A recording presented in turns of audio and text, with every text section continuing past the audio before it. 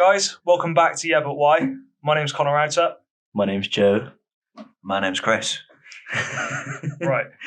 So, Chris, do you want to tell everybody who you are and what you do? Yeah, sure. Well, I'm Chris, and I'm a professional musician. I'm a drummer, so if you can call that a musician. And I write music, touring musician. I'm also a teacher. Teaching drums, run my own business. That's about it. Yeah. Yeah. So, Yeah. Chris, how did you get into drumming? Tell us the background from when you started. Yeah. So I think the first time I ever wanted to drum was I was sat about 5 years old at my mate Matthew Thompson's house in Headon in Hull, and he was like, I think we were about six, I'd say. And he was like, Chris, I've got this tape. Come and check this out. This is how old it was. It was on tapes. And he put Guns N' Roses, and it was just a single. So it was Welcome to the Jungle and Paradise City. And we just listened to it over and over and over again. And I just remember thinking, the drums sound so good. I just remember being drawn to the drums. But what ended up happening was I moved from Headon, which is a little village about half an hour away from Hull, and to a different school. Mm-hmm. So I remember going to this school and being like, I really like Guns N' Roses, and everybody was like, oh no, that's rubbish. Just listen to like Galaxy FM. Were you part of the cool kids or? I can't really remember in primary school. I just kind of average Joe'd it all the way through school. Just was never cool, but never uncool. I just kind of sat somewhere in the middle. I just got on with it. My school was more like prison. So really? It was crazy. It's actually closed down now, and they bombed the whole site. It's true, man. It was like honestly, the first day I got there, the senior school this is, I was walking across the corridor, like the like playground area, and there's like a teacher being hung from the third story window. No, you're lying. No, that's literally what happened. One of the big lads have been dangling him out. Yeah, dangling one of the teacher out the window. Miss Torpey, she was called. Like crazy. Like, yeah, it was nuts. Like you have to, every time you got off the bus, you have to walk down this little street, and all the big kids on the buses would just spit on you and stuff. Oh no. Yeah, it was rough. Yeah, that was my school. So more like prison. Anyway, but back to so I ended up moving schools.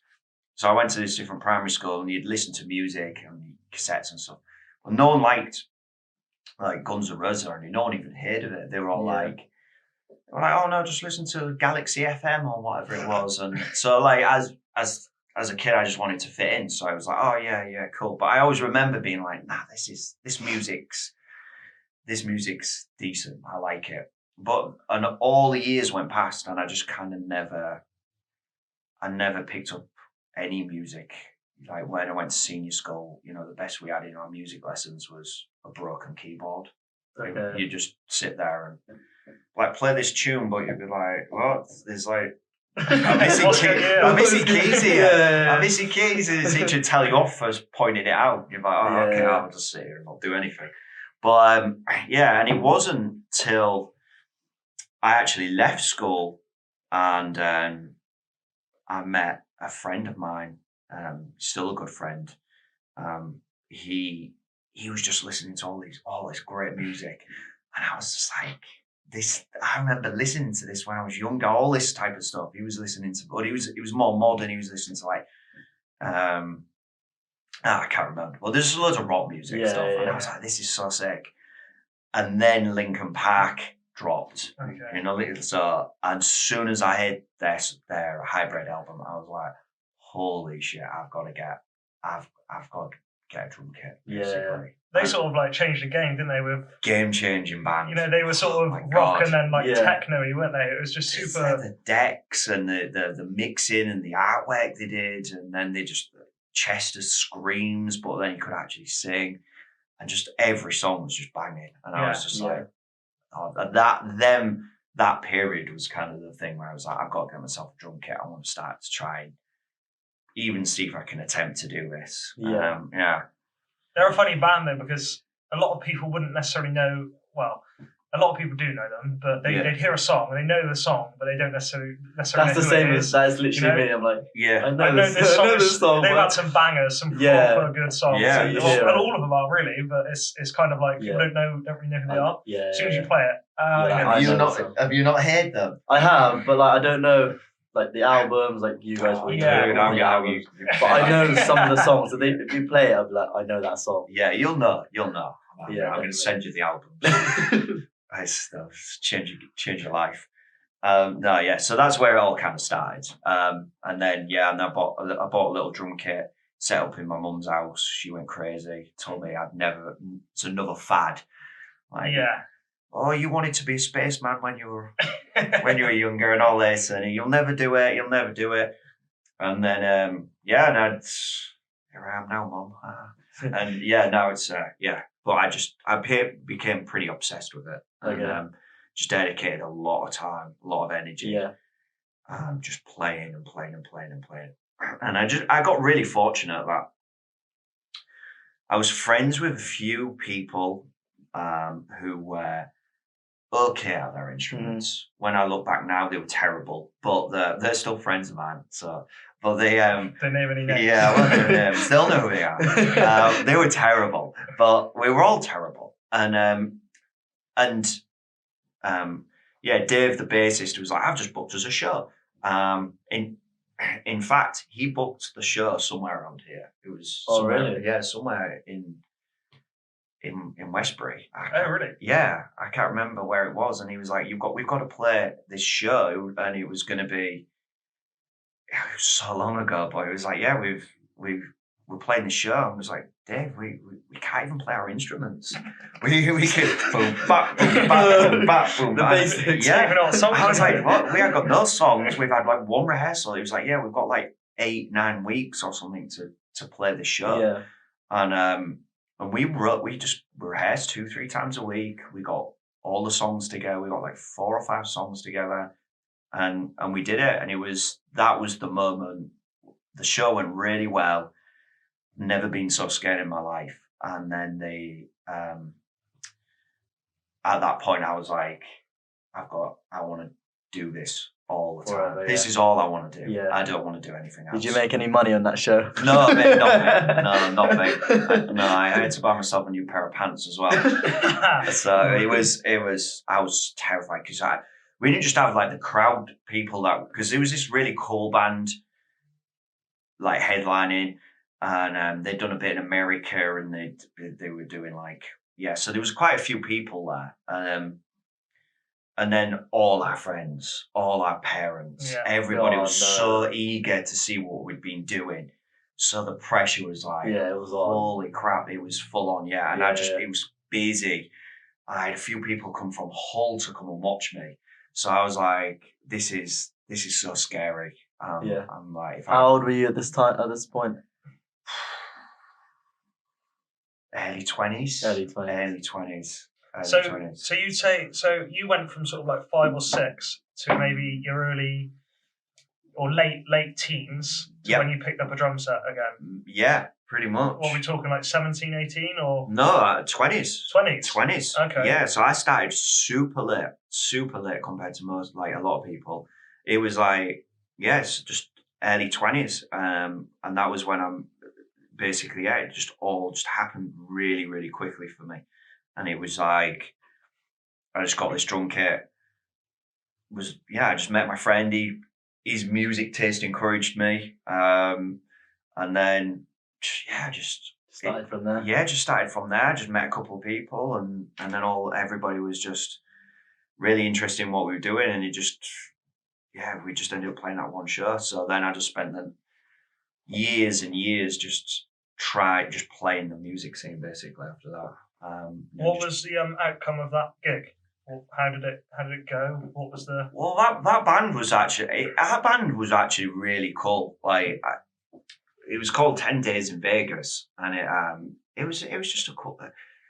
We didn't have a clue what we were doing, but we actually played everywhere. We played like the Cooler in Bristol. We were playing the Croft all the time. We were playing around here. We were doing a lot of shows, and it seemed to be going really well. And I'm gonna have to just shut this cat out. Sorry. I swore and shut. I was wondering what that sound was, Con. wicked. That's gonna go on the podcast. Just cat just walks in. Silly boy. Sorry, boys. That's all right.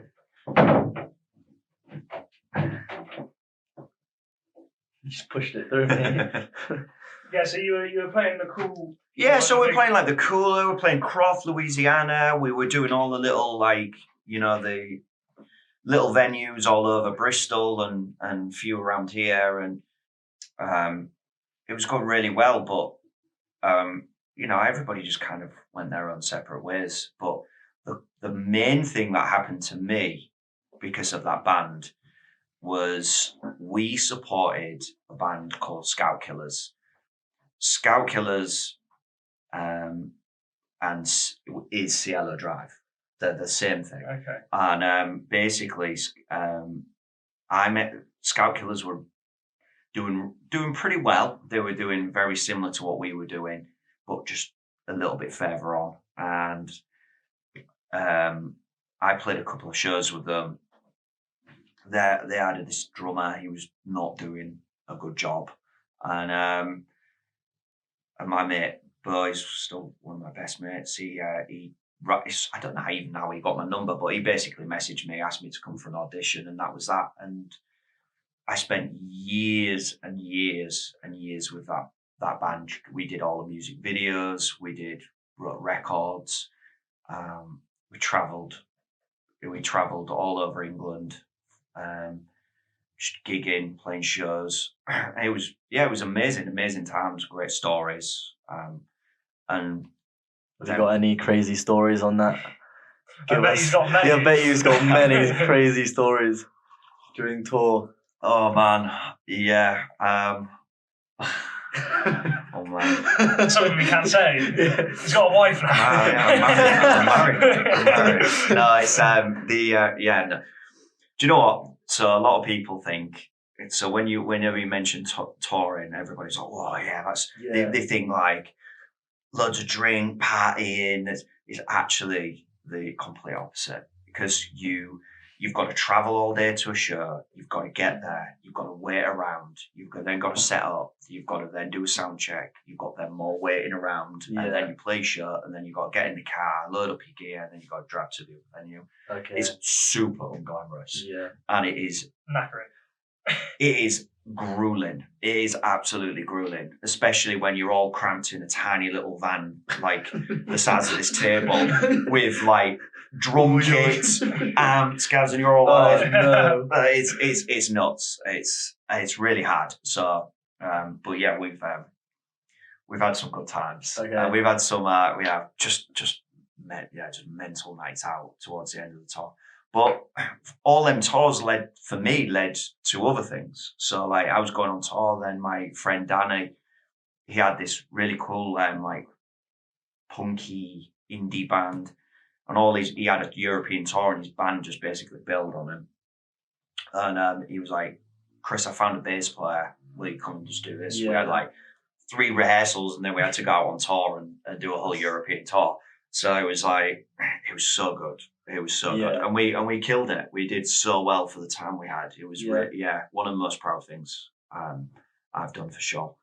And then I've depth for other bands where I've been playing the scene, and the drummer can't do a show. They just contact me, and I'll just go learn all the songs and just do it. So I've had loads of opportunities like that, but the Scout Killers was the big one, and that obviously led to drumming for Ryan McCombs from Soil and Drowning Pool, which is obviously, if you know their music and you're into that, it's a pretty big, it's a pretty big deal, yeah.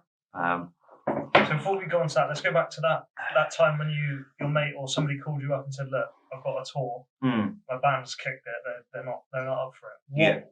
What was going through your mind? Like when you initially heard that, were were you straight up ready for it? Or? Yeah. Without a shadow, I was like, yeah, I'll when do you need me? I was just working. I don't know where I was working. I was just doing like dead end jobs or something. I think I was probably over at the music centre or something in Bradford Avon. Danny called me. He was like, "Look, do you think we can do it?"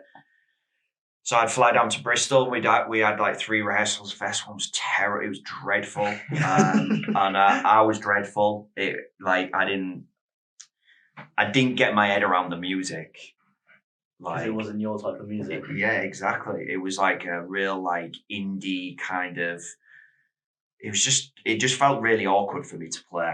Was it slower or? No, it was quicker. It's quicker. Yeah, it was all that like really quick indie stuff. Mm-hmm. So it was a lot quicker, a lot of rhythms that I'm not necessarily used to, and I found it really hard. And it took me a little while to get my head around it. And it's a lot more lighter and happy, kind of. Yeah, a lot quicker. A lot of like little fills that go over the bar line and all this weird stuff. And so it was quite challenging. And Sam, who was on bass, he was trying to find his feet as well. So when you don't have a solid bass player, it kind of that doesn't help the case either. Because if you have a guitar, if you've got the rhythms right, and you come in as a drummer, you can kind of sit and follow the rhythms a little bit, but it was horrible. Yeah. But we ended up we did it. Yeah, no, there was no way I was ever going to pass on going out, and that was one of my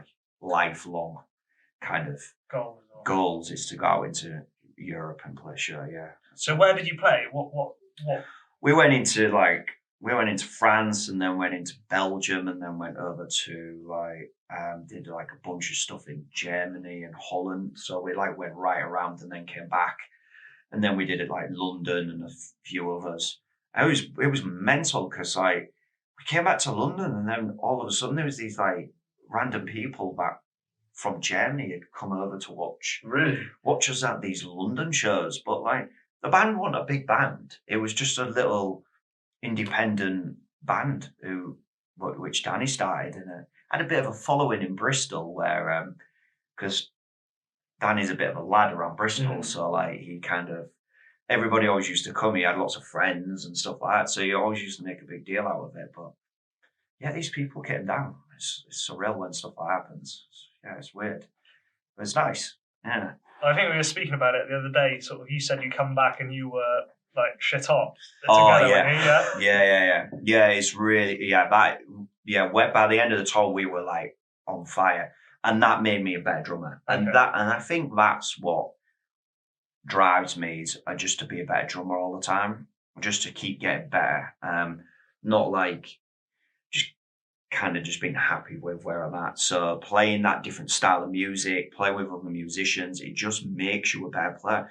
So when eventually I stopped, it was time for me to not do that band anymore and focus on Scout Killers. I was just a better player by far. Like and some of them rhythms and patterns and footwork, they all contributed into our next record because I just nicked them. Yeah. So you could figure out a way of taking that punky on a punk with that indie sort of music and just weaving it in. Yeah, just weaving it in. It just made me a better player. So yeah, for sure. It's hard to like picture it because when you think of a drummer, you kind of think he's a bloke in the back who hits things, right? Yeah. But that's the abrupt truth of what the people in the crowd are probably thinking. Yeah. But I'm sure there's a bit more to it than that. It's funny because like when people actually try and have a go, they're like, "What? Where do I start?" What? Yeah. And you're like, "There you go." And because you have to have 4 limbs doing 4 different things. Yeah. When people realise that you try and kick a football with your left foot, it's like the hardest thing in the world. You're like, oh. Yeah. You've tried doing all that with 4, making rhythms that kind of sound nice. It's a lot harder. And it's one of them instruments where it's like the gym. When you get big, you want to get big. Yeah. Well, you're going to spend 10 years getting big. Yeah. Slowly. The drums is the same thing. It's like you get better slowly, and you go through growth spurts. So all of a sudden, you're like, oh wow, I feel like You're getting better. I'm getting better. And then all of a sudden you just won't get better, even though you're playing a lot. And then I feel like I'm getting better right now. Yeah. Because I am playing a lot. Really? How many hours would you say? On top of your training. Yeah. Well, I generally do like a few hours. I do a few hours in the week, but I'm playing shows. So, so I'm in rehearsals. I'm in rehearsals with a band, and then I'm in rehearsals and then I'm playing shows with my with Southern Ruin, which is my like rock and roll band basically, and we're just going all over, just playing shows. So the more you play with people, the better you get. And so I'm just in that zone now where I feel like I can bend time. Okay. It's so like when you're playing with another musician, it's like, because I'm timekeeping, I feel like I can almost stretch time but stay in time. I can't explain it. It's just this weird. Really? Yeah. They call that in the zone. Yeah. It's a weird thing. Down, it's just like being in the ice bath. Yeah. Chris did the ice bath today. Yeah, I did. Yeah, I've done a few. But it was fun. It was cool. I still feel chilly now. Yeah. So what I think about the drummers is it's probably like the most important part of the band. Everything's important together, but say if you've got a shit singer or somebody who's a little bit off, you can kind of look past it. Yeah. Maybe the same with like a guitarist misses something. If a drummer misses a beat, you're like, you instantly hear it. You instantly something's off, you know. Yeah. So I have respect for drummers. One of my best mates is a drummer. You know, I think you know Ted. Yeah, we've met. Yeah, I've been to like multiple of his gigs, and it does look hard work. But, yeah, it is, and when it goes wrong, it's disastrous. Yeah, trust me, I've had a few of them where I'm like, oh my god, I'm like, this is not going well. We just mess up a song, and it's hard. Yeah, especially with Scout Killer stuff, because you're playing to a metronome, so it's keeping count for you in your ears, and you've got backing tracks and bass tracks and everything else running all in time. Yeah, and if I go out of time, I'm out of time to the bass, the backing tracks, the band follow me, so that then it all goes really bad. Yeah, that's happened a few times. So looking at some of your, maybe your career up to sort of maybe now, what's your biggest challenges with sort of like the music side of stuff? What that sticks out to you? Have you had something where you're like, I don't want to do this anymore? Oh man, yeah, like that. The hardest thing is the music industry is so basically, like when Napster hit, Napster basically went around to everybody, all the big music companies, and was like, I've got this file sharing thing, do you want to buy it off me? It's going to be worth millions. Everybody basically turned around and said no. So you just put it on the internet. That's when your LAN wires and all your dodgy sites where you could music just became free. So basically this recession-proof, untouchable music industry where everybody would be buying albums, going to see bands. So like someone basically just cut the bottom off. Yeah. All the money dropped out. No one buys albums. Everybody stopped buying albums. All the big record labels just basically fell to bits.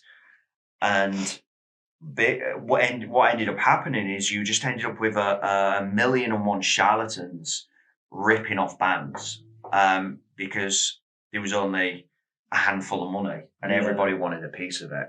And then what ended up happening is this file sharing stuff kind of died down, and Spotify and Apple and all that type of stuff, these streaming services.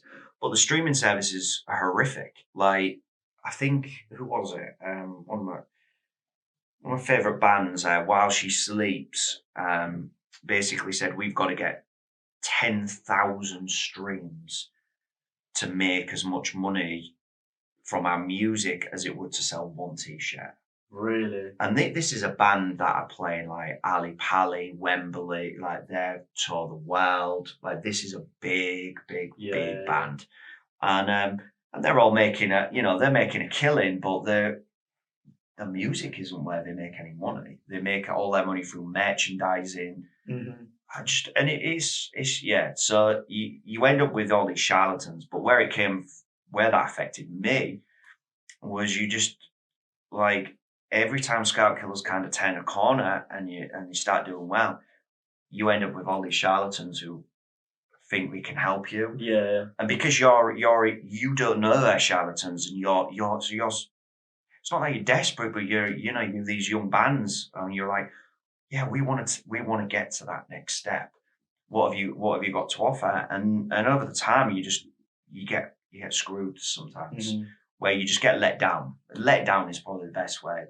We had someone try stealing our music early doors, so we had to kind of have words with about that. We had lots of promises of record labels and this and shows and everything else, and you just realise that these guys are just idiots and they're just trying to make a buck off you. And it's and the only way you can learn from that is by it happening to you, because it's impossible to know, because these people come with it's just an opportunity, isn't it? They come with all the gear. Like they're there, they've got the web pages, they've got the rosters, they've got this, they've got that, and all the other stuff. And then you a month later, you're like, this guy's having us on. So they come equipped. They're not easy to spot. What are they getting out of that? Because obviously they must have a lot of people that just say, well, you invest. So you invest into this project. So they take the money, and then it's it didn't work out. And then they've already. Okay, well, so they'll come to you and say, look, Chris and the band. So you get for example, we had. It's not the same as signing a deal, is it? No. So as an example, you when we did our last record, we wanted to get a PR company on board to push it out, and you spend a lot of money on PR. Mm-hmm. So you look around and you find all these PR companies, and then you've got to pick one. You don't know which one's going to go well. There's no guarantees. And you start finding these companies and you pick them out, and they're crap. They don't do things in the right timeline. They don't do things efficiently. Everything's kind of slapdash, and it just, when you've put in so much time and energy and creatively and physically and hours and hours and hours and hours for nothing. Yeah. And then you rely on these companies to try and push things forward, and it's just a shit show basically. Okay. It's super demoralizing. It's hard. Them type of knocks are what hair bands. Yeah. Because they're not fit for purpose basically. Yeah. Okay. I suppose it's difficult because it's kind of like a startup company, because it's like, until you get maybe a deal. Yeah. You got maybe 5 people within a band. Yeah. And then they've all got other stuff going on outside in their home life. You think you're getting somewhere, and then you get a hit, then maybe one drops off, and then your band's kind of fragmented then, isn't it? You've got to try and find somebody to replace it, and it just brings in totally different dynamics, doesn't it? Yeah. I was, my band still exists, and we're very fortunate. We've all stuck together, and we all became really close friends. And even now we don't see each other as much, but we're super tight. You trust each other. Yeah, thoroughly, yeah. And but this is the other side, like the deal side that you're talking about. If you get a record deal, you've got to be really careful, because you get a record deal, they're going to take. You could be signing something where they might give you a wedge of money. Mm-hmm. So they might say, I don't know, you get a major deal. They're going to give you £1 million. Right, you've got to pay yourself, all 5 band members. You've also got to do the record. You've got to do the videos. You've got to do this. You've got to do that. You've got to book your tour. You've got to pay your manager. That's a lot. All of a sudden, you've spent all this money, and then you get the record, and then the record doesn't sell, and then the label's like, "Where's our £1 million?" Oh no! So they're like, "You owe us that." So they take a huge cut of any record sales you do. And then when you go on tour, right, we get some of your merchandise as well now. So then you become indebted to these record labels who basically control everything you do. And so if you see I don't know. There's just these like big bands out there where they're really heavy. I don't Bring Me the Horizon are a prime example. They're super heavy, scream like ultimate deathcore. There's no money in that. So that's not their last album, but the previous one was a complete pop album. It was like Ed Sheeran. Yeah. Money. Record label, got to put something out, we need money, sell. Well, it's like Maroon 5. Yeah. Back in the day, Maroon 5, I actually used to like Maroon 5. The songs about Jane, songs about Jane album, brilliant. Now they're complete pop. Yeah. Yeah, and same with Taylor Swift, right? She was like country, really great, and then all of a sudden she's like just a pop. Like, she's gone into that where all the money is. So it makes sense, I suppose, because I expect you cross a line, don't you? Yeah. Once you cross that line, you're in. I reckon your talent. There's talents on you then, isn't there? Stuff pulling, there's stuff pushing. Yeah. You just become a weight machine. That's why you see a lot of them all get burnt out and stuff, and start getting ill and taking drugs and just. They're used. It's in, there's some questions I want to go into later on, but it's user, isn't it? Sure, absolutely, yeah. They'll be making less money than most of the people in the industry are. Yeah. And they're the musician, and sometimes they're the people that even write the songs. There's those standout cases, isn't there, where like musicians have Elvis. Elvis is a prime example, isn't it? Do you think he's dead? I think he's dead. Sure. He'd be quite old now. If he didn't die then, he's dead. Probably dead now. Especially if he kept eating all them burgers. Yeah. So, going on from that sort of, all the deals and stuff, I reckon that's enough into that.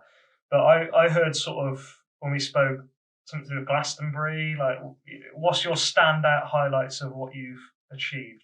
As in, like, all on like show wise, just what stands out to you in your mind? Like, I know you said about maybe that tour in Europe was that was definitely one of them. Standout moments probably the European tour was one of my faves, and it was so good. We did a show over in Bath. For what they used to have a festival, but it was like a street festival. They had all the venues were just playing music all the time. I can't remember what it's called. Okay. It was a few years back. It was a little while ago, and we did one in the brew house. Yeah, I know. I know. And you literally couldn't get into the brew house. It was so busy. Absolutely. And we were the same. It was absolutely like we had friends coming to watch us, and they were like we couldn't even get in the building, and it was just nuts. So I was really pleased with that. That was really fun. That was a good show. What else was really good? There's just lots of moments, lots of. The Glasgow stuff was good. The Soil stuff some of that was really good. Some really good shows. Probably one of my most proud was recently. I did a little festival. I can't remember what it's called. For Adept for a band called Amongst Liars. So I know the guitarist, and the band's blowing up. They're all over the place. They've been in Krang, and they're doing all sorts of. They're on some tour now at the moment with someone quite famous, or they're about to go on tour with someone famous. I can't remember. Again, I can't remember. But so they're doing really well. So I'm really happy for them. But Adam, sometimes he can't do some of the shows. He's busy, or he'll go on holiday or something. And they had this festival, so it was like, Chris, can you come on board? So they gave me a week to learn 11 songs. So I was like, so they were like, right, you've got a week, learn the 11 songs. And Adam's a good drummer, so he's like, so these parts are quite complicated. So I was like, cool, okay, I'll learn these songs. So I had a week, and then they came to Trowbridge because the festival's closer here. We did one rehearsal. Mm-hmm. So we had one. We were supposed to do it all day. They turned up at lunchtime. We had 3 hours, and then them guys were just like, yeah, let's go and have some beers. so we just went out, and then we just went to the festival, and it was rocking. Like my wife she's kind of, she's kind of just like neutral with music, and she's just like, yeah, it's good. Yeah, well done, Chris. But this time she was like, Chris, she was like, that was probably the best I've ever seen you. She was like, you were ridiculous. And I'm like, cool, thanks. But yes, I really smashed that one out of the park. I was really proud of I walked off and I was like, buzzing. yeah, I really worked really hard to do well on that. So yeah, I felt really good. That was definitely one of my most proud moments, because it's them real hard challenges where you just like, I have to pull it out the bag. Yeah. I can't like let these guys down, and there's a lot riding on that as well, because it's not just your reputation; it's theirs as well, isn't it? Yeah. Well, at that point, it was, when you're a session player, you it's quite pressurizing, because you're getting paid to save lives almost, essentially, when you're in a band, because they're like, we have to do this festival, Chris, you've got to do it with us. But again, they're like, just do what you can, but I'm like, now I've got to be like, I've got to do the best I can in that time, because if I mess it all up and I make you guys look idiots, I'm going to lose work in the future, and B, it's just not on. I can't cope with that type of stuff. Loads of things, loads of really fun things all down the years. I think some of the videos as well that we done, the Wiltshire Music acoustic set that we did and filmed and recorded live. I think I showed you boys little clips of it. Really good. That stuff I was really proud of that. Yeah, that was well done. Those videos are super. It was really hard work to transpose all our heavier music to that, and it just came out really nice, because you think acoustic, it's like, just a few instruments, but we had everything.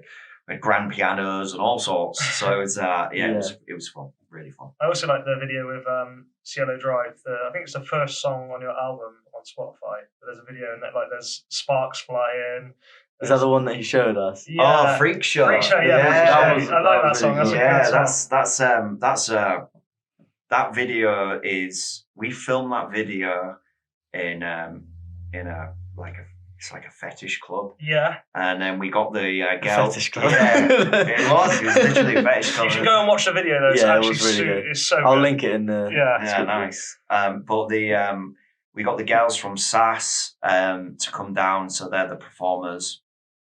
And that whole video is one take. Did you realise that it never cuts? And the thing is, I thought it was super good editing or something. I had no idea how it was produced, because you just go round a room, and everything kept changing. We were all like, it was so choreographed that we were just kind of, everybody would have to move into different positions before the camera came back and caught them. So we ended up doing so many takes to get it right, but that was your drum set didn't move, did it?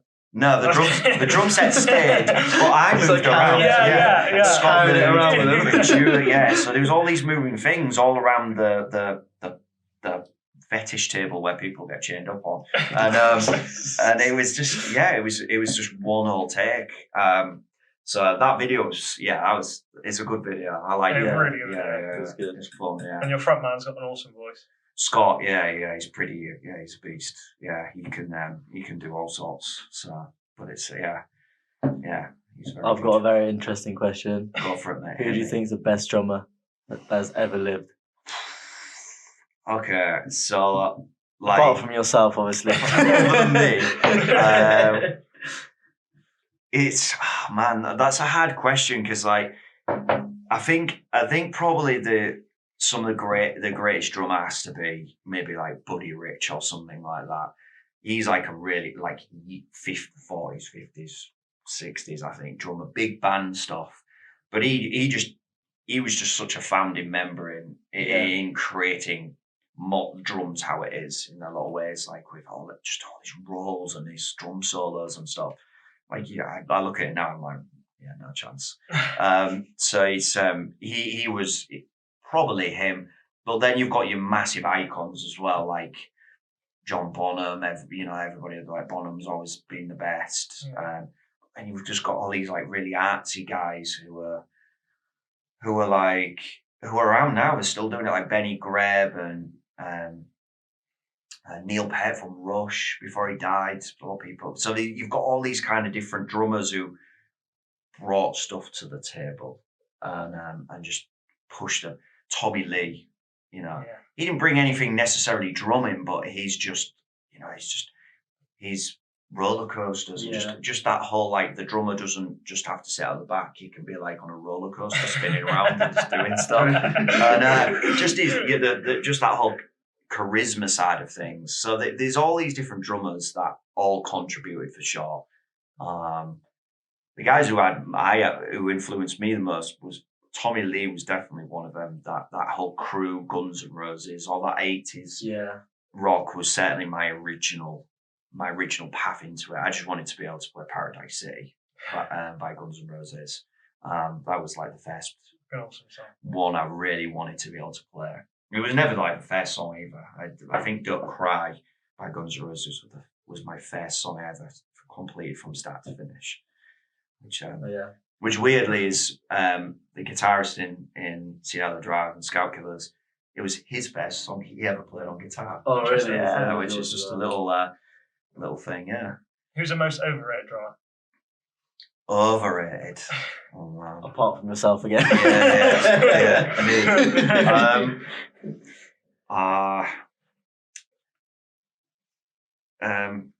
It goes like, oh man, that's hard. I can imagine really it is. hard.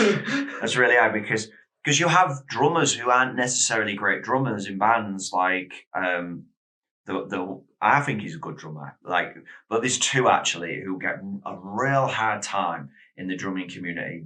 Lars Ulrich from Metallica and Ringo from the Beatles, and everybody's like, oh yeah, like the joke is, oh, Ringo wasn't even the best drummer in the band. But it's like, and Lars Ulrich gets hammered for like not being very good.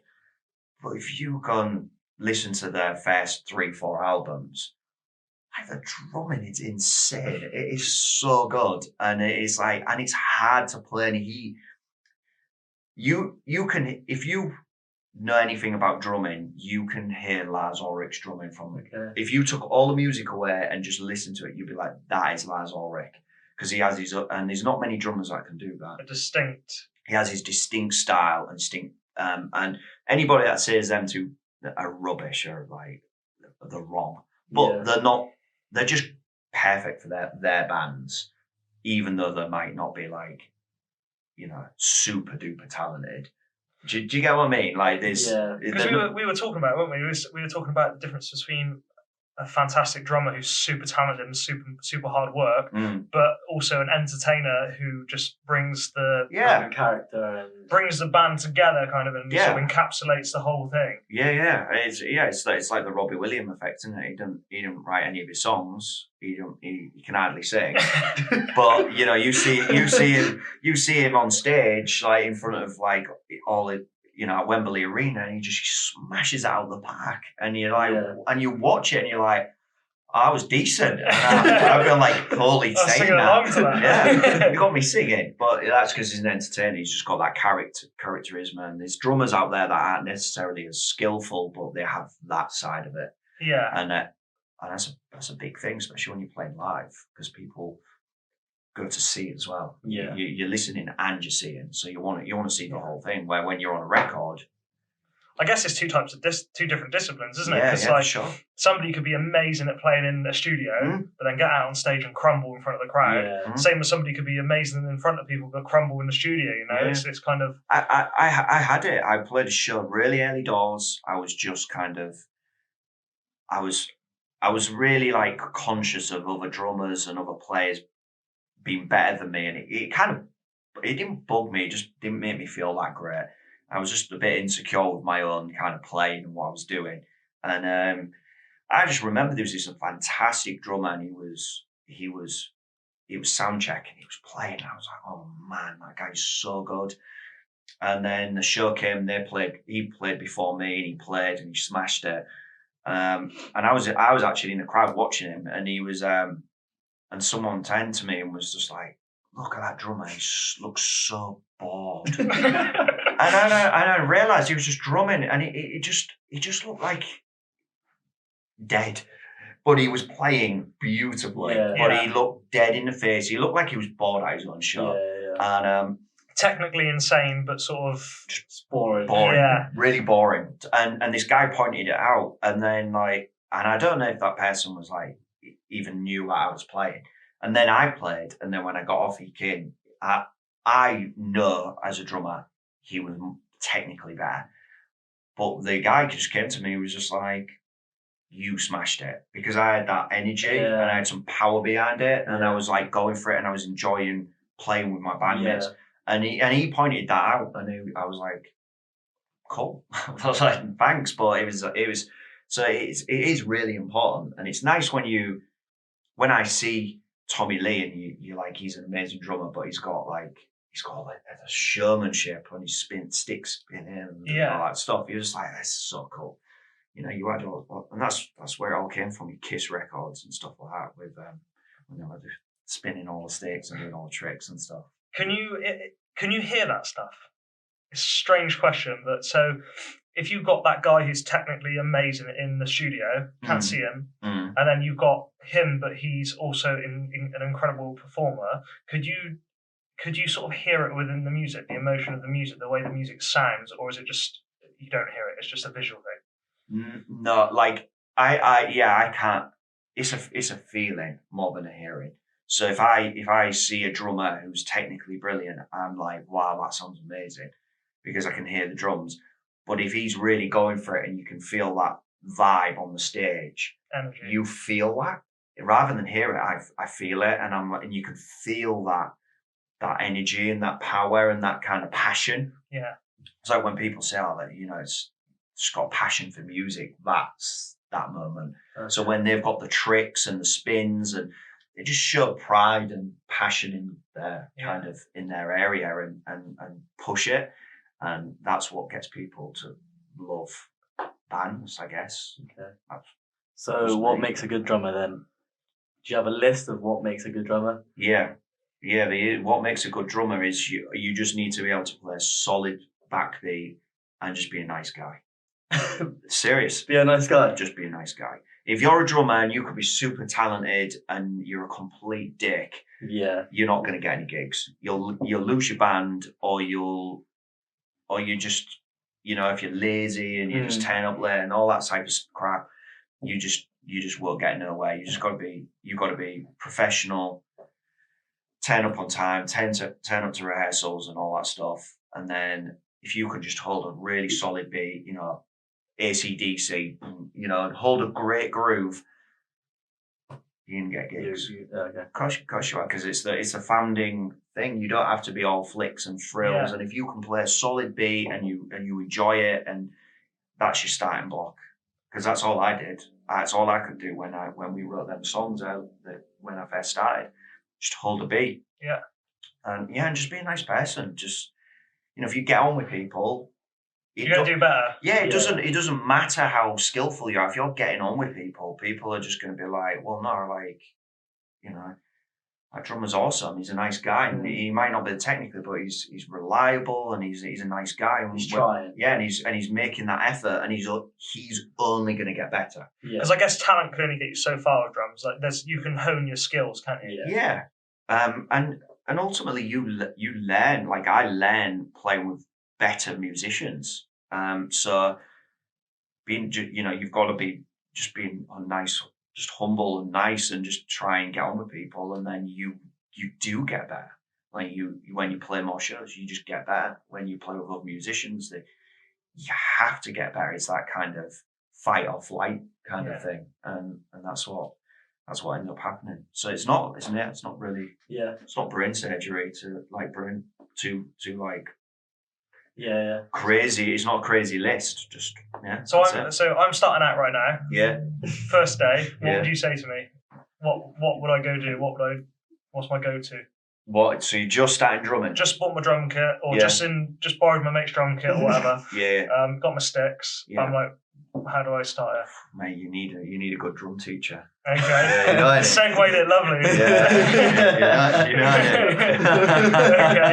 Okay. So for most people, if they want to learn drums, you definitely you wouldn't recommend them just hitting the drums in the bedroom. You'd say go get a drum teacher. No. I would say exactly what you said. To be fair, just you've got to listen to music. It's the big problem I have with a lot of students. I'm like, what do you listen to? I don't really listen to music. I'm like, what are you on about? You don't listen to music. So like, you've got to listen to a lot of music, and then you'll find your kind of what you want to learn. If there's a song that you want to learn, that you kind of just try. Just try, just have a go. Like, it's your drum kit, you can do whatever you want with it. Yeah. But yeah, I would advise maybe getting like a drum teacher and say, look, get them just to give you kind of the basics. I never did that, and I wish I did, because I was trying to play with my feet or something. Do you think you'd be a lot further on if you did? No. It's it was weird for me because I got in a band so soon. I kind of just watched lots of videos and just tried to like copy what was on videos. And I'd done that all the time anyway before I even had a kit. So I was always trying to like mimic and copy and just work things out myself. And then my wife bought me a few lessons and I did a few of them and I hated it. And I was just like, I'm not doing that. I'm just going to try and do it my own way. And I've been like that with everything all my life. I'm not very good at, I've got my own way of learning and I don't like to, and I have to find my own way.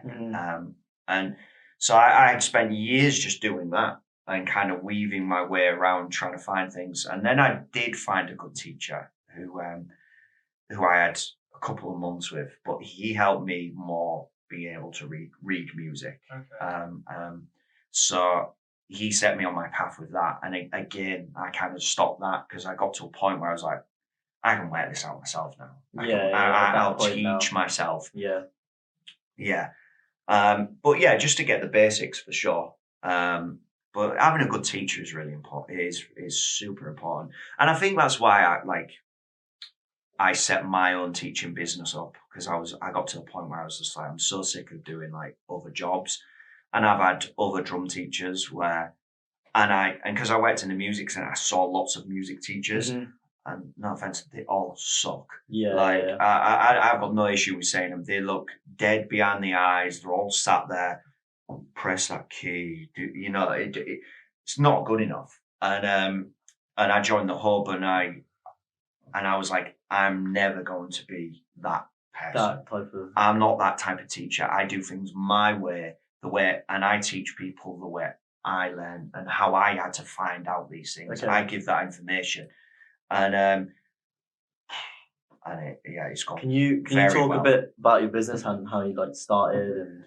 Yeah, so like obviously I was doing the drumming stuff. I was doing really well in the drumming stuff, and I worked at the Wiltshire Music Centre. So I was around all that, and the music centre was coming to the end for me. It was kind of that. It was kind of time for me to go, and I just remember going for a job interview, doing a similar thing for a different company, and I walked out and I was like, I've got a drum now. It's time for me to just do this. But I'm gonna do some teaching. And I was thinking about it anyway, and I just thought, I'm just gonna go for it. So I had to I took the risk. I had like 3 months to make it work. So I joined the associate scheme. So it gives you your credibility, so you can actually be a proper drum teacher. You're not just kind of a dude who can do a bit of drumming and just I'm a teacher now. It's just like, so and they give you all your safety checks, and you've got to do this, that, and the other. And so it's proper. And I just set up my own business, did all the tax stuff, and I registered my business. And I just kind of started advertising, making posters, dropping them around different areas, and then Travers had a job interview, and I went for the job interview, and I didn't get it. And I was really annoyed because they said, "Oh yeah, we just want you to teach from a grade 1 book." So I just did that, and they were like, "Oh, your lessons weren't that interesting. They weren't interesting enough." I was like, I just did what you asked me to do. Yeah. This isn't what I normally do. Yeah. And I'm like, hang on. And then I ended up going for a job interview over at Shaftesbury Music Academy. And as a result of my travels, I knew exactly what I was going to do. And I was like, I don't care what they asked me to do. I'm going to do this. I'm going to do what I do. And they give me the job on the spot. Like literally, Brilliant. yeah, there was 3 other drummers and they give me it on the spot. And I still work there now. And then I knew.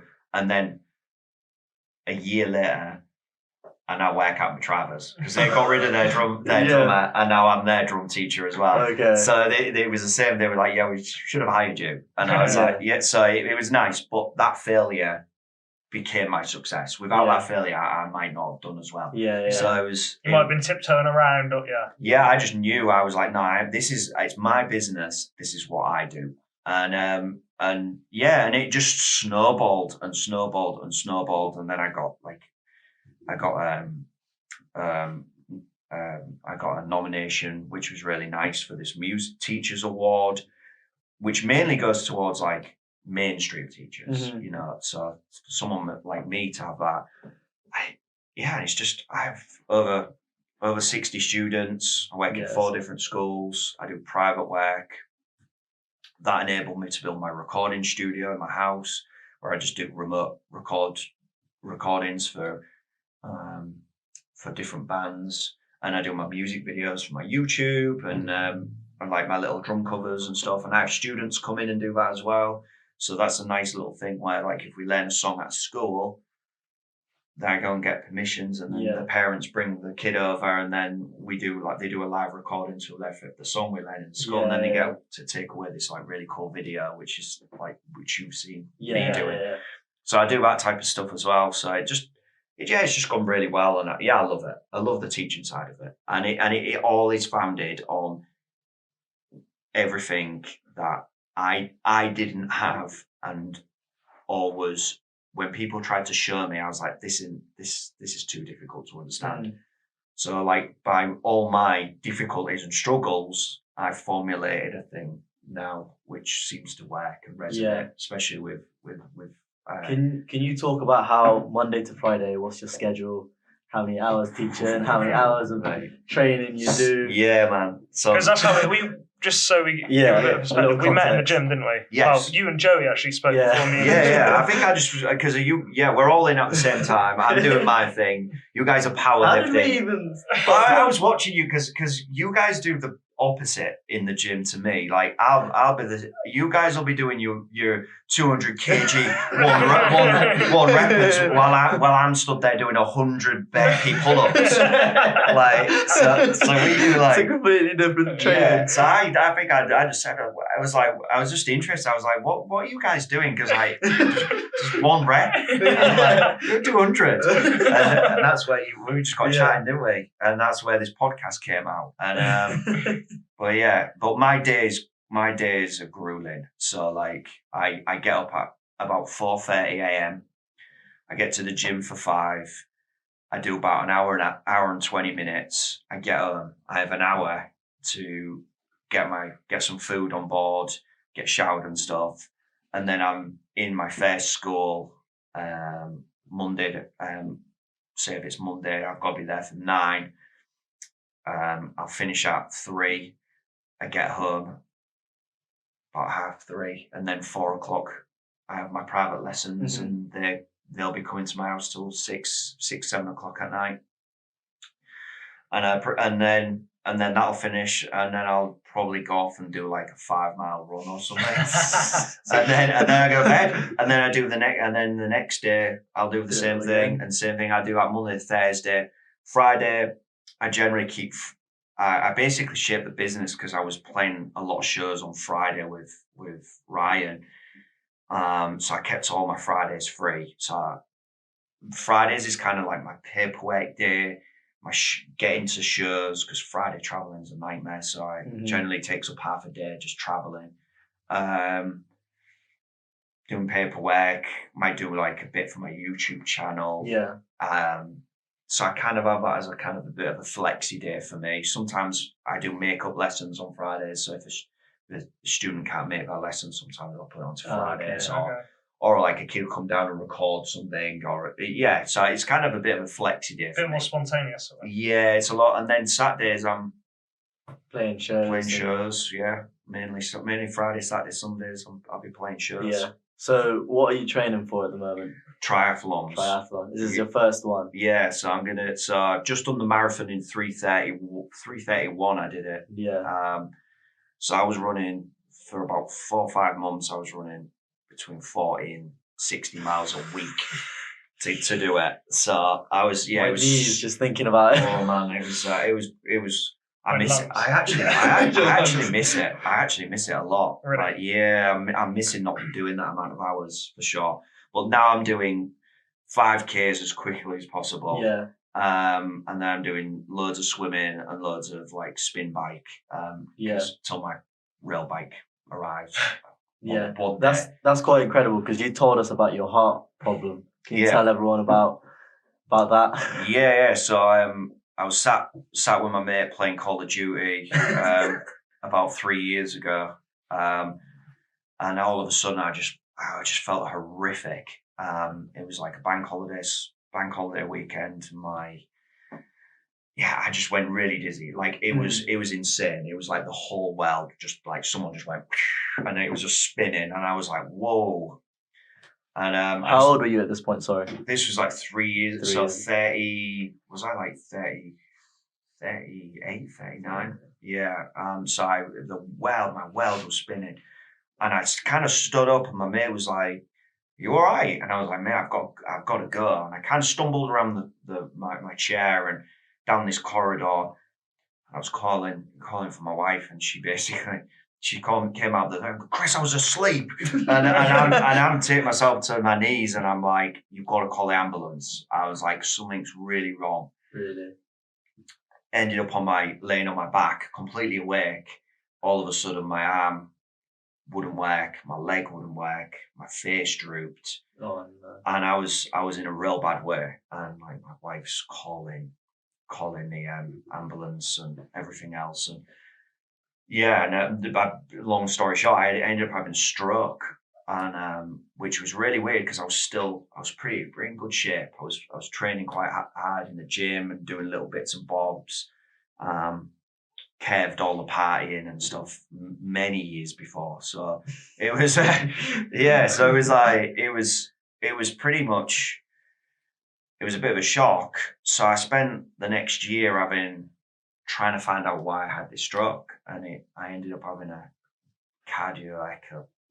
echocardio bubble something. And basically they found a 50-pence piece hole in my heart. So my heart was like a soda streamer.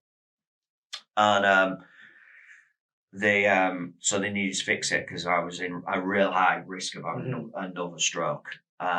So I ended up having to have heart surgery to fix this hole in my heart, which has had the most insane results for me mentally and physically. It's scary. Like some of the things I notice, like I remember things where I wouldn't remember things before. All of a sudden I feel like I remember a lot more. So like cognitively I just feel my when I'm trying to concentrate, I can concentrate more. Okay. So it's like your brain's been starved for oxygen almost. I've done like loads of studies of read loads of studies about this type of stuff. How when you live with a broken heart, essentially, you end up, your muscles don't get as much oxygen, nutrients. It's been shown in children where they have their concentration, their behavior, their physicality is really, really affected. And then when they get the heart fixed, literally what I've had done, everything starts to come back and they function. So I used to get migraines. I used to get, when I could only ever push myself to like 10K half marathon, and it would wreck me. Like, and when I mean wreck, I'd be like, it felt like I'd permanently injured myself. Really? Yeah, it'd hammer me. And I'd try and push it and I just I couldn't do it. So I was just like, I'm just built that way. This is just the way I am. All of a sudden, I can run marathons, and I can do, and like a 3:30 is a good time. That is a good time. Yeah, I'm not 21. I'm 41. So all of a sudden, my physicality has just I've become stronger, faster. My endurance, I don't get these aches, these pains. My migraines have completely gone. I don't get a single migraine ever now. But the doctor said you won't get that. It's your heart at the moment, which gives you migraines. My memory, all sorts of little things where I'm just like, this is weird. And I slowly noticed them. I don't fatigue either. I used to get really tired sometimes. And I just thought it was because I was busy. Where now I don't ever get it. Don't ever get that. It's so weird because it touches home with me with what sort of I'm going through at the moment. I think it's probably anxiety.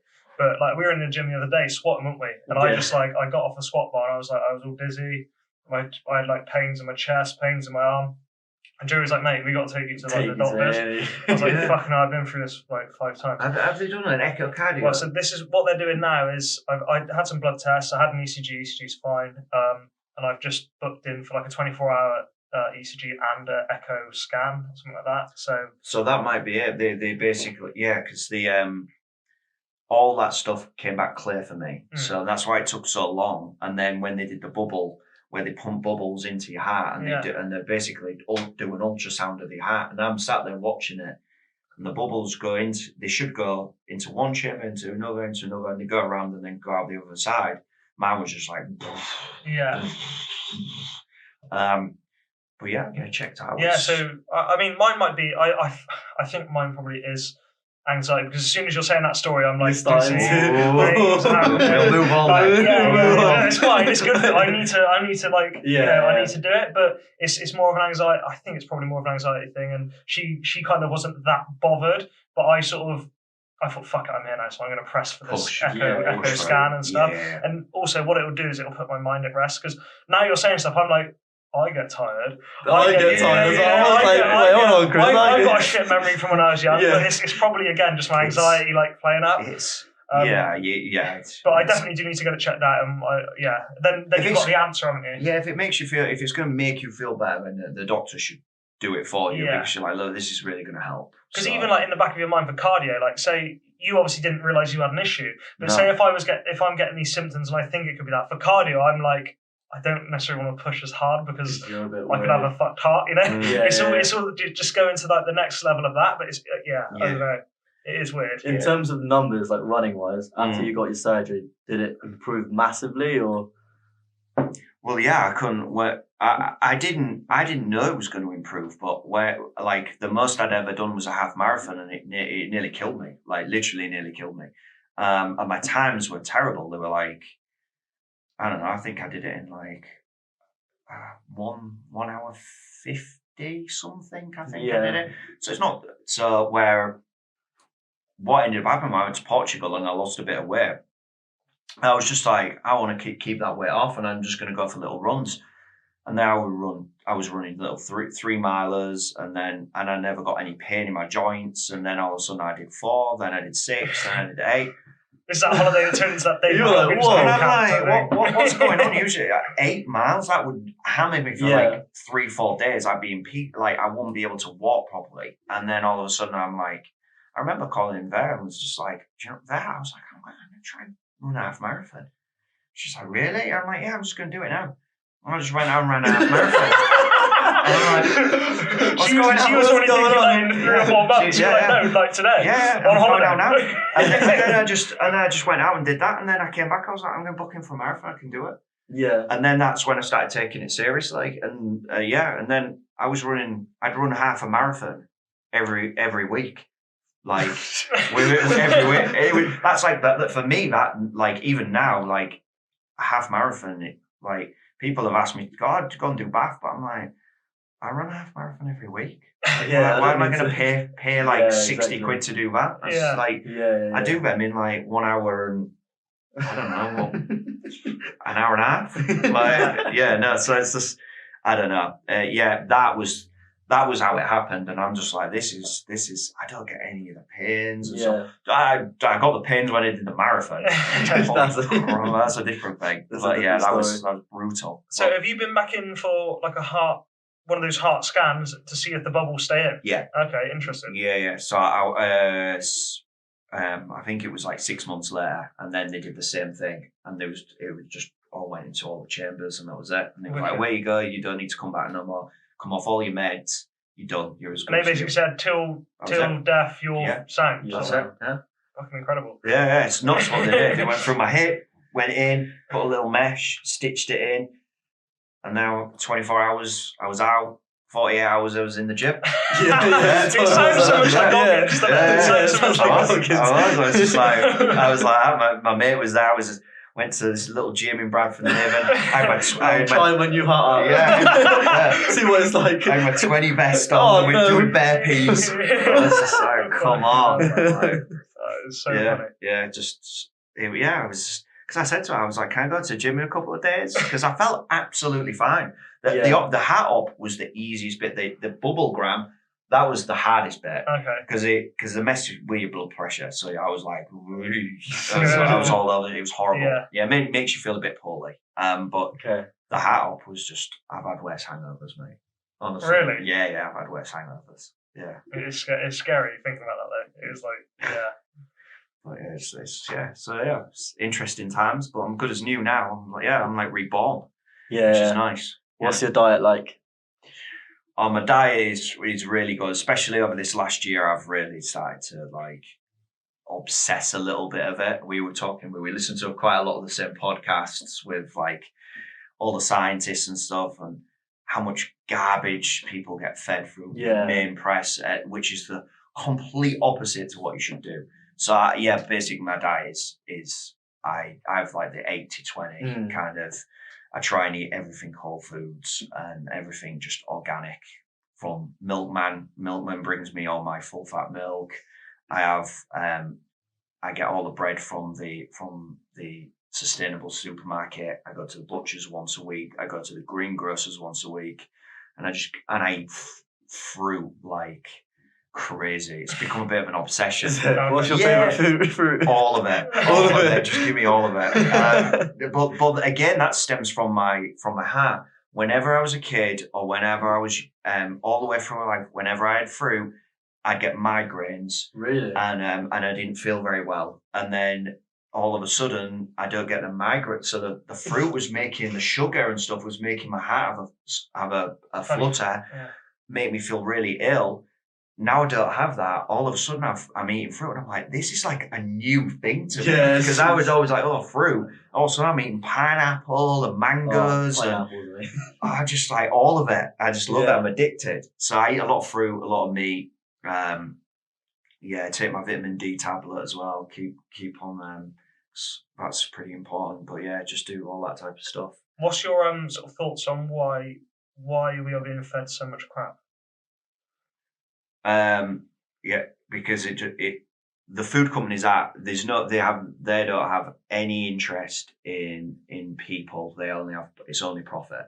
So if they can cut corners by putting like chemicals and other compounds that are man-made rather than use the real thing, they're going to do it to cut corners, and that's become a stable thing. In fact, the figure is 50% of all food that we eat is processed. And none of it is good for you, and everybody knows it, and that's what causes. You can feel it, can't you? You can feel it. But the thing is, they make good food more expensive. Yeah, of course. Yeah. Stupid, good food is more expensive. The bad food is cheap. But we've got the world's got itself in a bind because everybody's so gluttonous that there's no way you could feed everybody now without putting that stuff in, because there won't be enough animals or plants. And so everything's now kind of got itself into a state where it's like everybody's addicted to all that awful food for a start. And then that has a terrible effect on people's mental health. It has a terrible effect on people's weight and physicality, and the children, the amount of people that talk to me about ADHD it's outrageous, and I just think it's down to food. The food is poisoning children, and there's so many studies out there that show this clearly, like thousands of them. I was talking about the one. I'm going to send you guys this podcast that I was been listening to about this doctor he basically ate processed food for a month, and he put on a stone. His hormones all went wrong. He had all these really bad effects to him, and then he put his brother on it, who's got to see if he had, and his brother's having even worse. And really, so it's really bad, and I think it's greed. Yeah, the food companies give money to the politicians to run their campaigns. Yeah, like I even take it a step further, and I think that it's done purposely. To keep us docile and ill, man. I agree. It's I agree, and sick. Sick, and maybe not, cancer's on the rise, all these sort of things, but all not even food related. Not even just that, like just people not being at peak performance, Yeah. But that's another sort of. No, I agree. And that the cancer, it's all food related. As far as majority is food related. Mental health problems, majority is food related. And I think if we do the same thing that we did with smoking and start putting more restrictions and controls and labels on things to say this is going to do this to you if you eat it. Yeah, I think the world and people would be a lot better. No, I think you're right. Shape. Yeah, people will be more tolerable as well. But it's hard. It's hard, like what you said. You've got to. It's expensive. There's people out there that can't afford these type of things, especially right now. And so then you just gravitate to this crap food, but. So it's like, where do you go with it? And that's what I mean. Well, there's this terrible cycle now where it's so difficult for people. Like, it cost me a fortune. I've just kind of come to the realization that, like, I'm just going to spend a fortune on good food because it just makes me feel like 100%, like my game goes up 100%. Well, especially for yourself, it should be for everybody else. But I mean, after going through what you've gone through, it's kind of like, what's more valuable than that?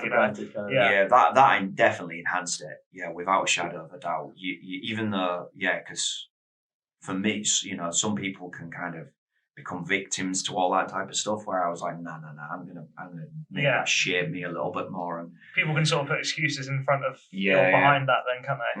But I struggle with food. Food's probably my biggest struggle. Like, I'm not addicted to alcohol or smoking, but food, it's got to be one of the hardest things. Like, it actually does. Yeah, it's impossible because crap food tastes so good. It tastes amazing. But it must be. It's not a coincidence that it tastes so good. Do you know Coca-Cola has a pattern on their cod, the sound of the pull? Really? Yeah. They have a whole division designed so when you pull that, it makes a certain sound. That exact same. Because that sends dopamine hits. So when you go, that's all designed. Really? That's all a part of the design. See, it's incredible how I don't think people realise as just a consumer, when you sort of dig a bit deeper, there's so much really, really smart stuff, but also really sinister stuff that goes into the drips. Marketing. The drips, when it's pulled out of the fridge and you've got them little icicles. It makes you want to...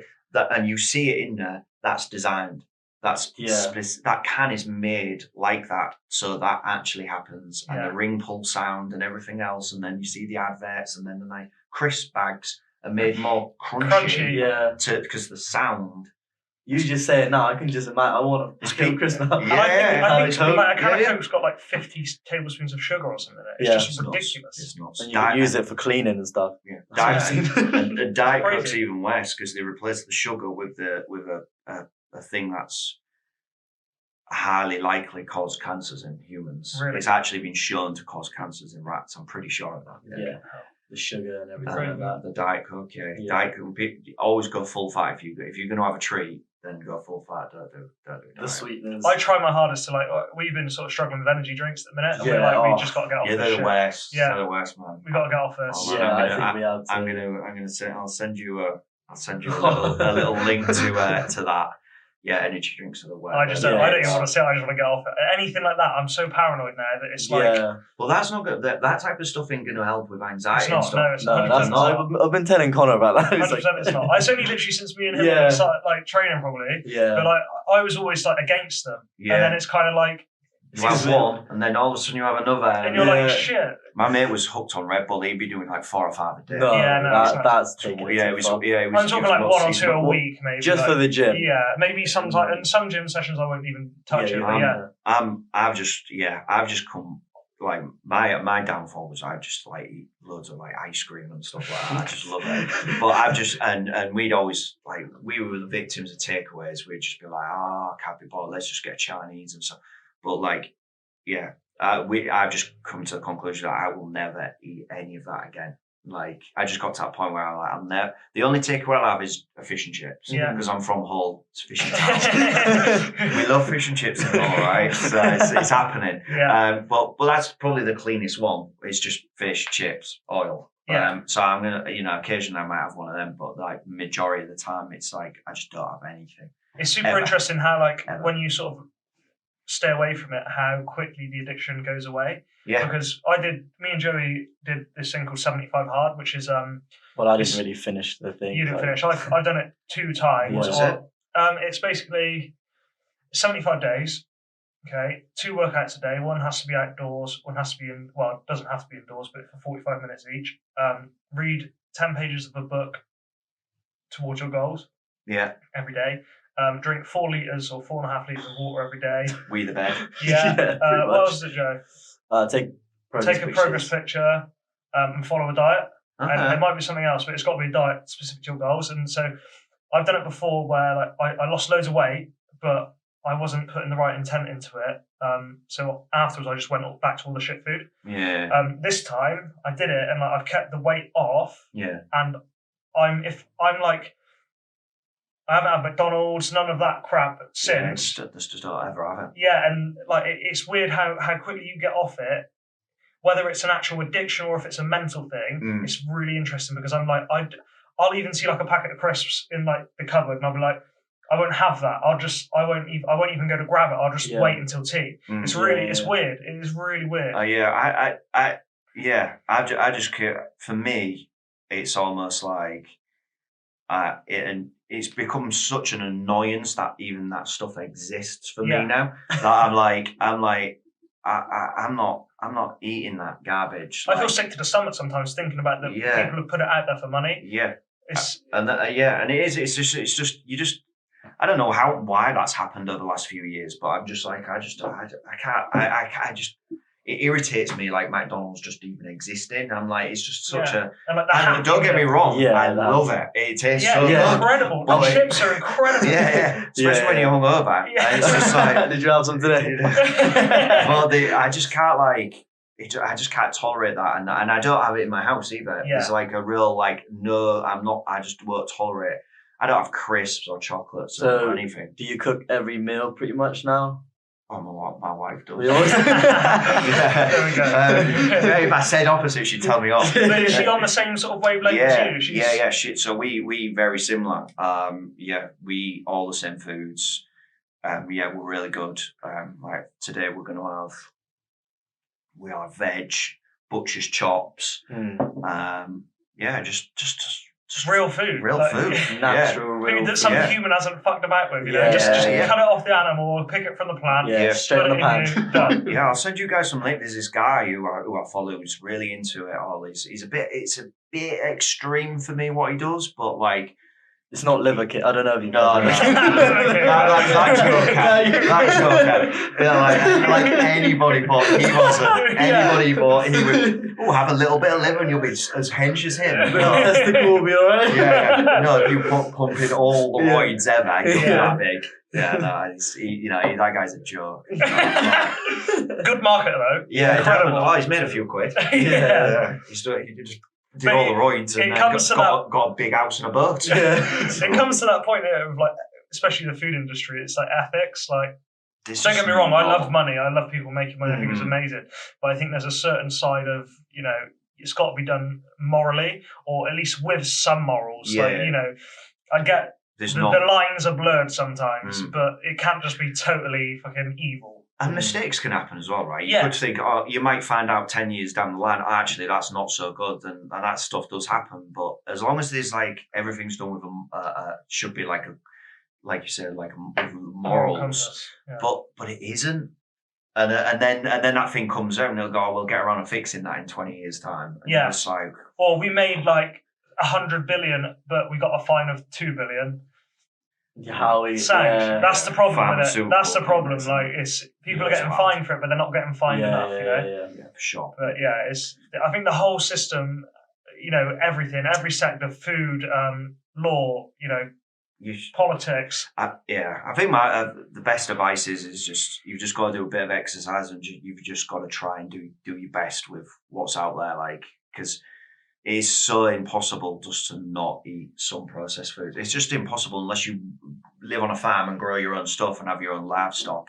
You're going to eat processed foods, but you've got to find that moderate balance. That balance of what you want to eat and what you don't. And but yeah, I think people need to wake up to real diets and what's good, what's marketing and stuff like that, because the diets themselves, like diet bars and stuff like that, are the worst. They're full of sugar, fake sugar, and they're just like protein bars. Protein bars are good, but you kind of ignore the sugar because you've got the protein. Yeah, you got the protein. That's what we think about. I think like the best advice or best way to stick to it is probably just focus on yourself.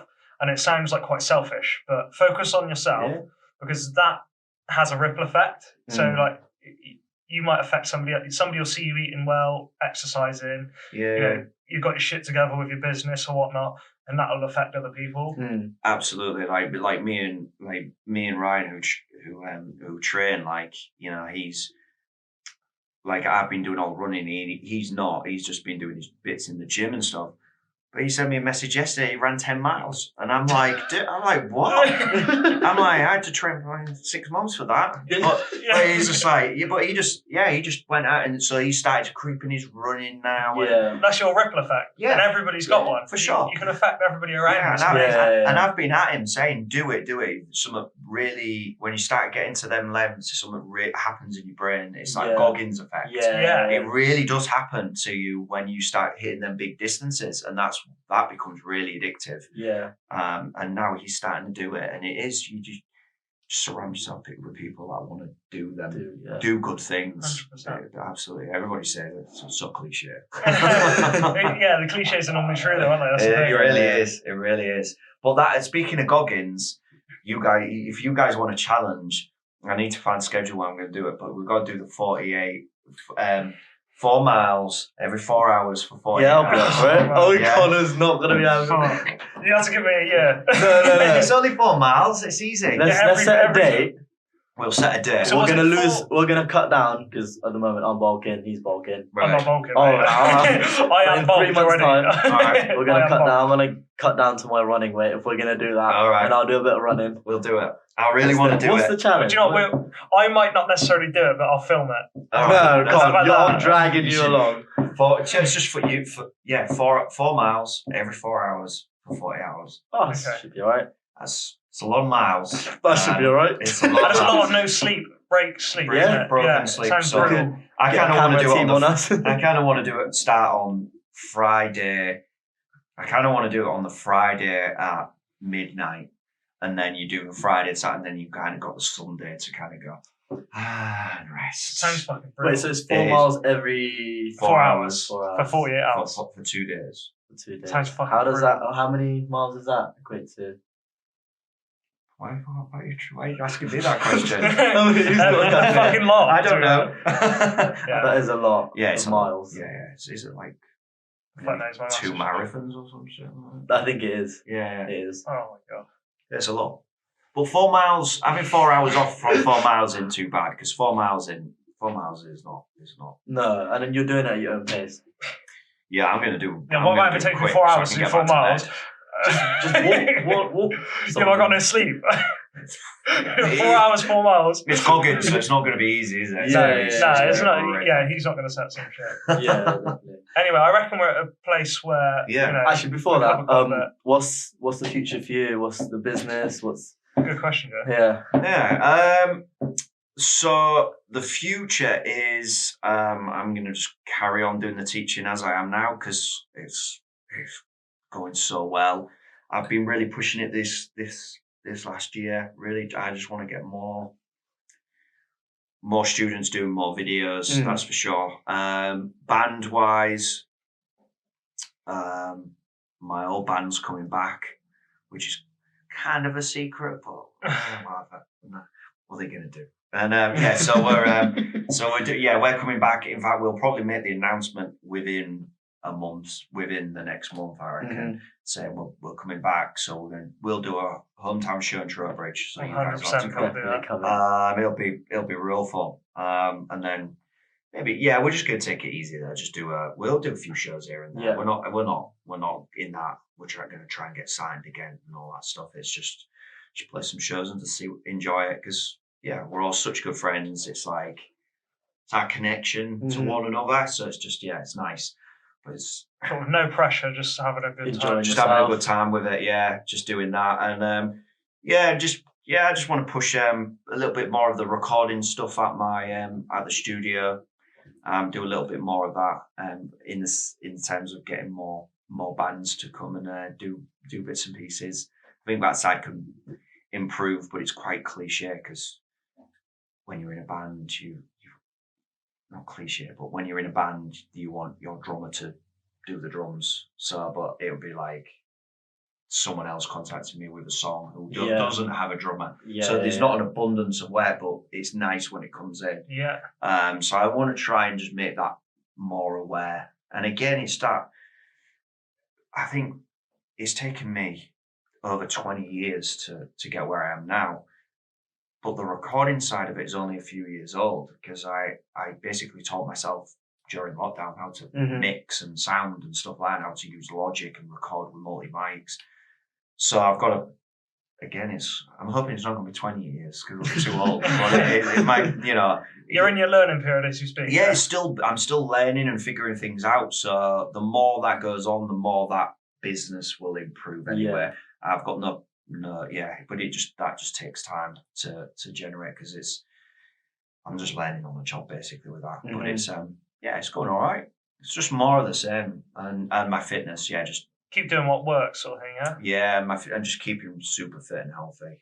All the time pushing it. No, I love it. Yeah, it's been a different conversation for us, but it's been super interesting. I've really liked hearing how the music industry is like. It's nuts. It's a nuts one. Sure. It's something else.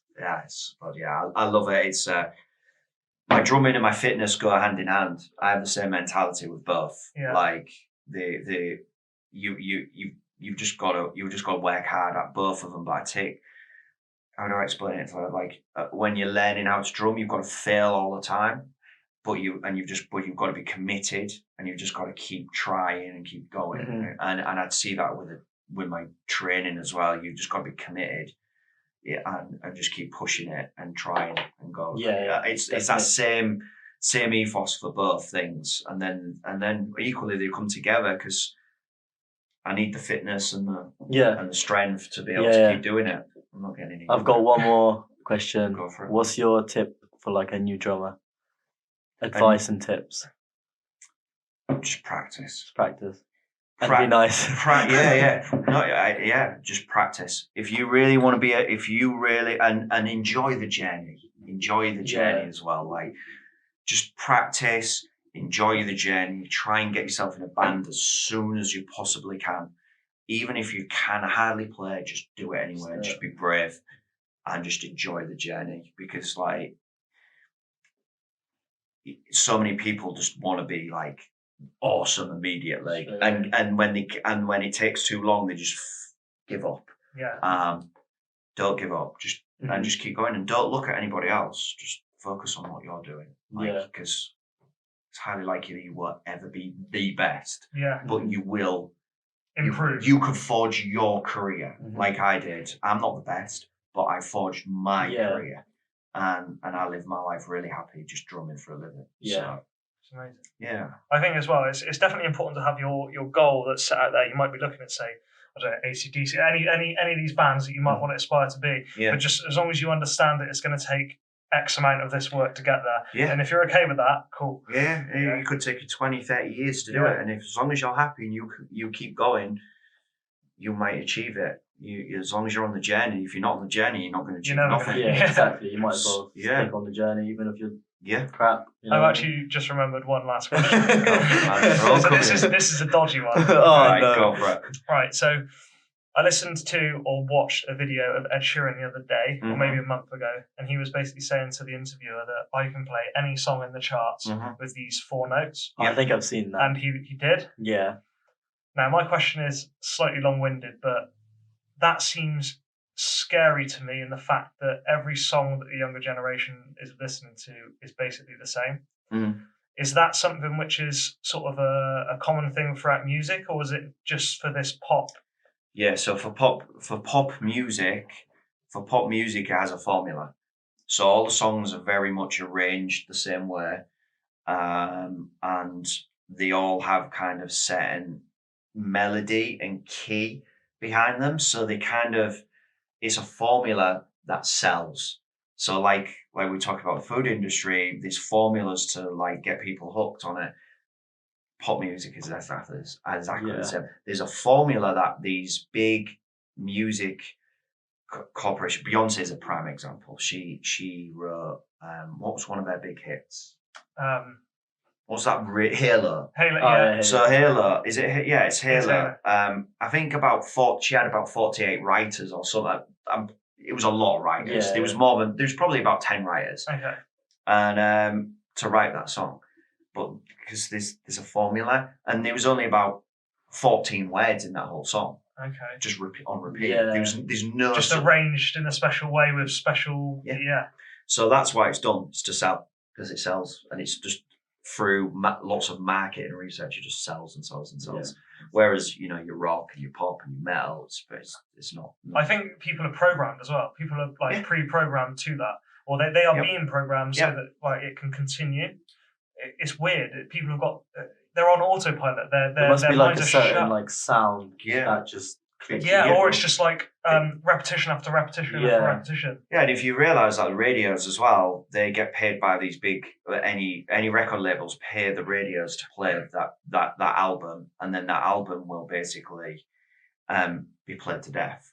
And have you ever gone? You'd be driving along and you've heard this song and you've gone, "Oh man, I hate this song." Yeah. And then you hear it about for the 8th time and you find yourself humming it, Yeah. or you're singing along to it and you're like, "I don't mind this song now." Yeah. It's because you just hate it a lot. Yeah. It's You got used to it. and all of a sudden your brain it becomes familiar, so you just start liking it. So So it's also the music there's a science behind selling music for sure. Yeah. Like everything.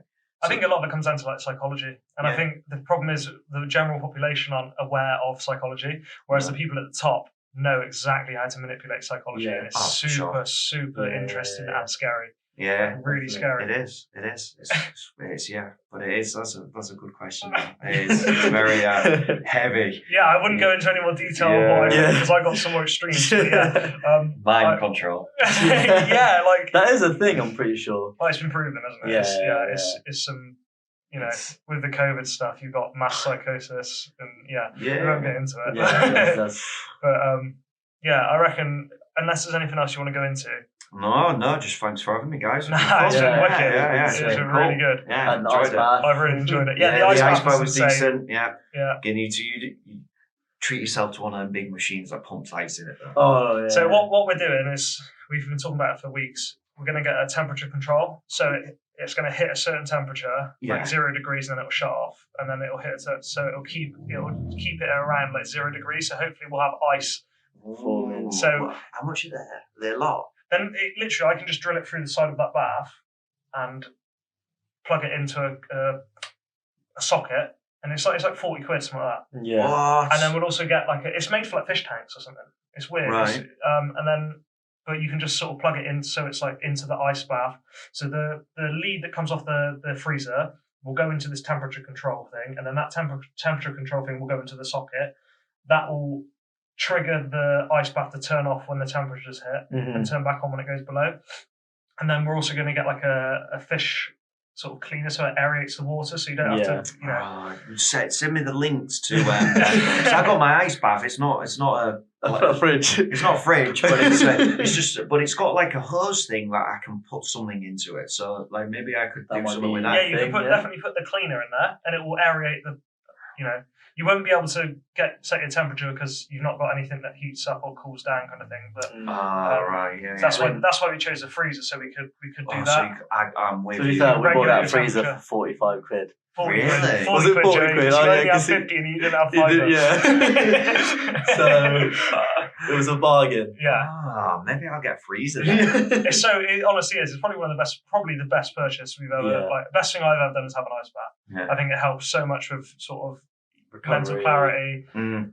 Recovery, I've noticed, it's pretty good. But Takes it's more away soreness, mentally. right? It's more mentally for me. Like I actually think, say if I'm having like an anxiety episode, Just jump in I can there. jump in that and I feel Wow. amazing afterwards. That's It's a good insane. Yeah, I follow all the research to it, and that's why my friend Ryan does them more than I do. But I go for the super cold. I tend to just do them when it's winter and it's like ridiculous, Yeah. and then I jump in and you Cracking the ice. Oh my god, you feel it like for hours and hours and hours. Really? Yeah, it's brutal. You've got to wait before you get in the shower afterwards because you just throw up when your temperature where your temperature just drops. Yeah, and you're like, oh, I feel sick. Yeah. So yeah, you won't be careful. I did that. I got into so I was like, oh my Throw god. up. I didn't throw up, but I was like, I don't feel very well. You feel it straight. But yeah, But cool. yeah, thanks for That's coming cool, on. yeah. No problem, guys. See you in the gym. Where can people contact you for any lessons or Just if you go to YouTube? so there's Chris Phillips, what is it? Chris Phillips, drummer.co.uk is the website, and on there you can go his YouTube links, so you can see the videos. There's all the information of what you need basically for lessons or videos or session work or anything really. It's all on there, and then there's a Google business page as well. Yeah, okay. Yeah. Wicked. Cool. All right. Thanks for that. That's all right. Thank you Cheers, everyone guys. for watching. Cheers, guys. See you next time. That was